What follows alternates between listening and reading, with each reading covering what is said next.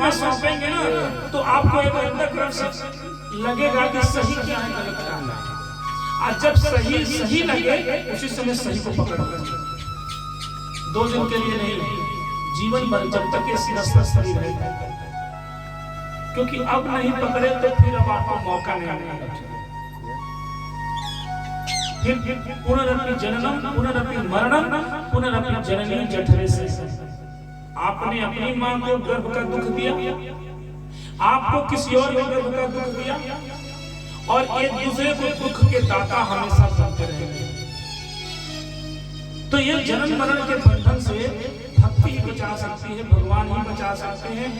और इसका अनुभव होने लगेगा आपके हाथों से, आपके स्वभाव से अनुभव होने लगेगा। बस 1 साल मन बुद्धि कर्म से चल कर किया, निश्चित रूप से अनुभव होने लगता है।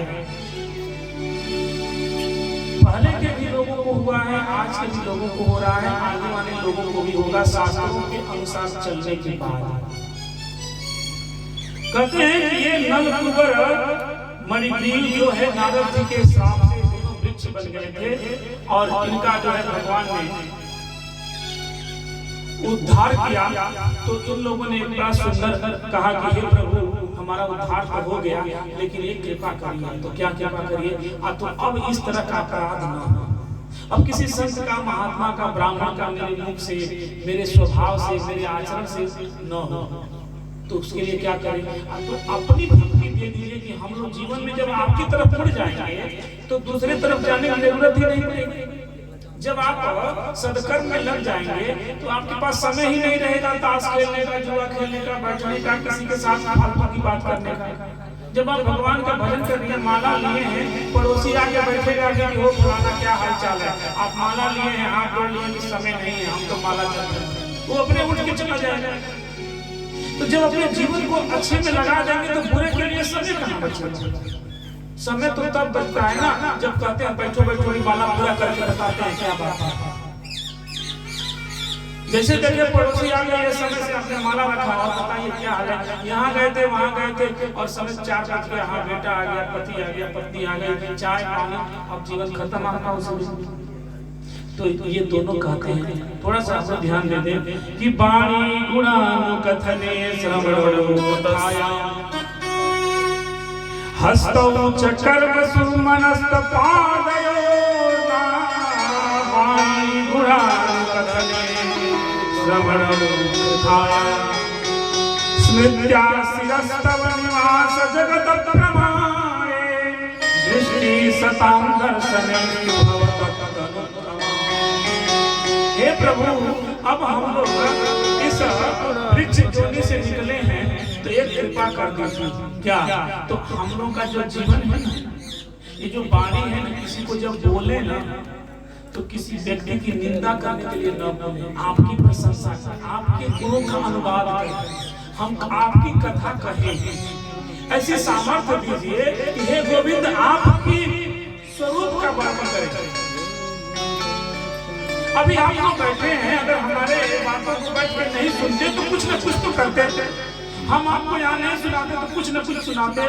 तो अभी जो सुना रहे हैं तो गोविंद के गुणों को सुना रहे हैं, और अभी आप सुन रहे हैं तो गोविंद के गुणों को सुन रहे हैं। और ये वरदान माना जा रहा है उन वृक्षों के द्वारा कि मेरी जो वाणी हो आगे के जीवन में वो आपके गुणों का वर्णन करने में लगे। और मेरे कान, सबसे बड़ा यही है कान। बहुत लोग बोलते कम हैं पर पड़ोसी से समाचार बहुत सुनते हैं। और नहीं, सबसे बड़ा पाप यही है। राजा पृथु ने भगवान की कथा सुनने के लिए 10,000 कान मांगा कि हे प्रभु, आपकी इतना सुंदर गुण है, इतनी सुंदर लीला है, मेरे 2 कान से मुझे तृप्ति नहीं होती है, 10,000 कान दीजिए और मैं आपके गुणों को सुनूं। तो श्रवण कथायाम, मेरे श्रवण कभी दुनिया की बात सुनने में न लगे, आपकी कथा सुनने। सोचिए कि क्यों भगवान की बात होती है तो कान नहीं लगता है, और शैतान की बात होती है तो कान लग जाता है। थोड़ा विचार करके देखिए ऐसा क्यों होता है।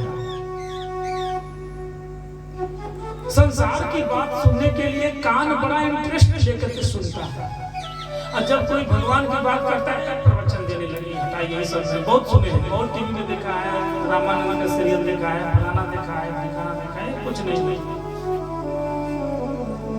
जिस व्यक्ति को भगवान की बात सुन करके और निंदा निकल जाएगी, नहीं हटाइए, बहुत पंडित लोग देखे कथा, वो समझिए कि वो भी घुटनों के बल भी नहीं चल रहा है। जैसे बालक घुटनों के बल जब चलने लगे तो माना जाता है कि अभी चलेगा।